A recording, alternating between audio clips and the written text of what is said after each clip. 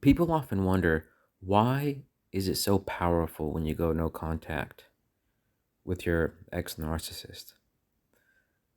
And it's hard to know exactly where to start because while no contact benefits you to heal, it also hurts the narcissist because they lose out in many ways. And to start with, when the narcissist decides that they don't want you anymore, that things should break apart, in the back of their mind, they have a script about how things should pan out. And that script goes along the lines of, well, the narcissist didn't want to be with you anymore because they probably would have devalued you. You didn't have much to offer by way of good supply. But in their mind, you still wanted to be with a narcissist. You didn't want things to break apart. You would feel lost without them. So they would expect you to chase them. They would expect you to not only be sad, but to be distraught and devastated. And they expect you to feel that for a long time. And that's what we call the post-discard supply, which is the narcissist wants to get supply long after they've discarded you by knowing that you're unhappy, you're miserable, because that props up their ego. It makes them feel good. But when you don't really chase them the way they were hoping and you accept it, the script doesn't pan out the way the narcissist was hoping.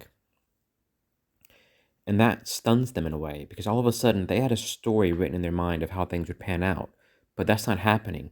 Now the narcissist is like, okay, whose story am I actually living in at the moment? You've robbed them of a whole reality of how things should be, and instead you're playing it your way. And that's one of the most painful things for the narcissist is when you rob them of the script that they needed to see to stroke their ego. And it's not just the fact that the script has changed, but you've taken away their freedom. Narcissists like freedom, they like control, they like the flexibility to be in their favor. When the narcissist discards you and they know that you still want them, because in their mind you see them as better than you, they know that if they ever needed you back, they could work their way back into your life because you would probably give them the space, you would probably allow them to. After all, you still need them. You're miserable without the narcissist. But when you go no contact and you prove the contrary, all of a sudden the narcissist, they have to face the realization, which is they can't simply come back into your life. And as the reality dawns upon them, which is they don't have the flexibility to come back into your life if they want to, that's no longer a realistic choice because you've shut the door. And even if you had a conversation with them, you wouldn't take them seriously. You wouldn't give them anything real. I mean, that can be terrifying if they never thought that was a plausible possibility. Their natural sense of entitlement to your life, just knowing that that's erased, that they can't really work their way back in, it's really difficult for them to accept that. And not to mention the whole just ego destruction, which is maybe they're not as special, maybe they're not as desirable as they had thought.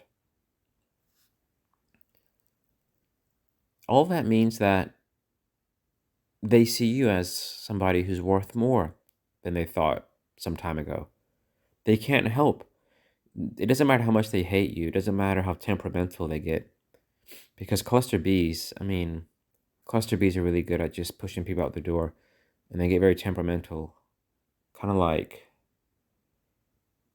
if you ever been to a pub, like a bar, just get draft beer.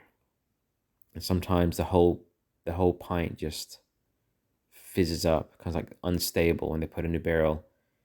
You can't really get a stable pint of whatever beer you want to drink.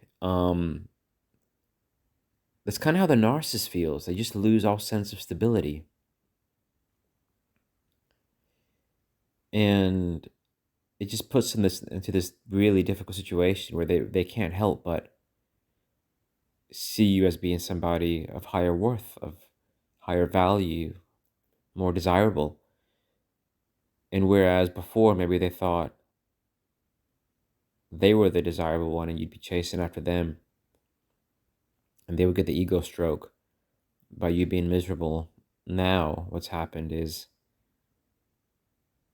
it's like you're the prize, and while they're angry about it, they can't shake it off because it's just, some things speak louder than their own self-deceptive narrative.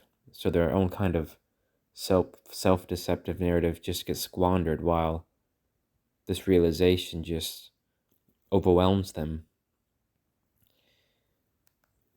But that's their problem, isn't it?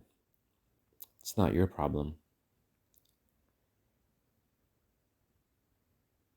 But healing space, it really does wonders. You can create new things in your life. You can do a lot.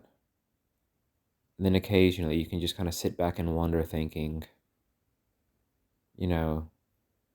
something that could have potentially been like a nightmare actually turned out to be the best thing that's ever happened to you. And it's just, you can kind of look back on it as something really good.